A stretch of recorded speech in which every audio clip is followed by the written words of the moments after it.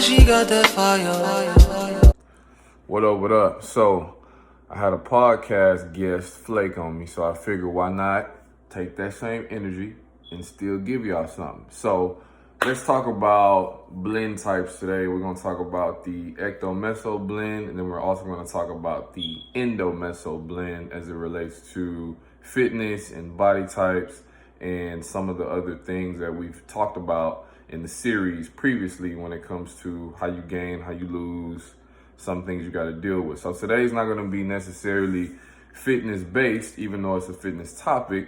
Today is going to be more so some things that you deal with having a blend body type, just to let y'all know that y'all not crazy. It is a thing. I myself am a ectomeso, which means I am naturally thin and lean, and I was more so of a skinny kid with a big frame or a larger frame than the other kids, but because I wasn't thick and girthy, I actually looked skinnier than the skinny kid with the small bone structure, because I looked like I was missing shit, like I needed to be filled out. So this video does apply to the ectomeso type. Once again, also the endomeso type. So let's get into it. First topic, we'll start off with more so fitness stuff. We'll talk about the scale. When you are a blend type, the scale may not always match what you feel like you look like or what other people are telling you that you look like. Me, for instance, as an ectomeso type, sometimes I step on the scale and what I see in the mirror is actually bigger to me, perception-wise, than what the scale may read, especially in the past. I mean, you know, when I first started just really getting serious about my weight training and I was gaining weight or putting on muscle rather, I was like, damn, like I gotta be, you know, hitting my goals now. And then I step on the scale and it's like one what? Like fuck, I've been 190 for fucking years. Like what the fuck is this? But I feel like I'm putting on more muscle. And sometimes even with the endomeso type, you could be going through the same thing, maybe from the opposite perspective, to where you feel like you're losing weight, but the scale number is still high. So just know, because for the blend types, the muscle can be a little bit denser, a little bit tighter.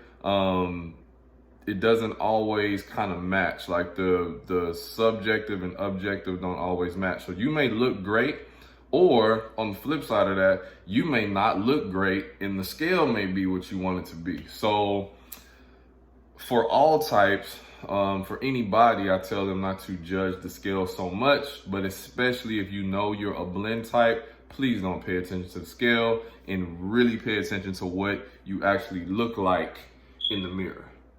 Number two, so as we transition from our scale talk, and we're still talking about more so paying attention to the truth of what you look like and what the actual real life experience is versus the facts, we want to talk about the truth of the blend types gaining and losing weight in spots and areas and not all over.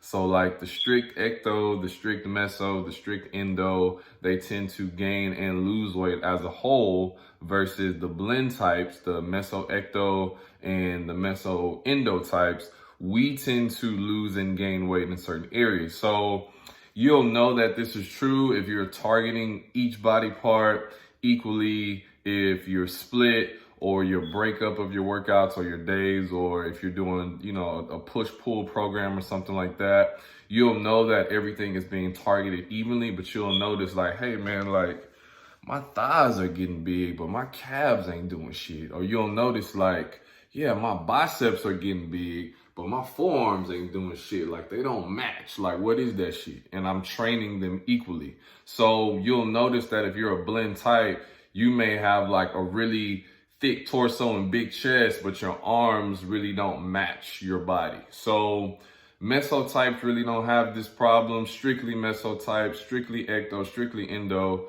they tend to gain and lose weight all over and put on muscle mass and lose muscle mass all over naturally, evenly. Whereas the blend types, you'll have a bunch of problem areas, or it's really easy for us, because I include myself in that, it's really easy for us to, if we don't pay attention to it, we'll be big in some spots and small in others and looking bad built in others. So you really have to pay attention to that. and number 3. So we're gonna finish off with a well-known truth for blend types, especially the ectomeso, just because I know it happens to this type more, not only because I know from experience from the outside in, but experience from myself.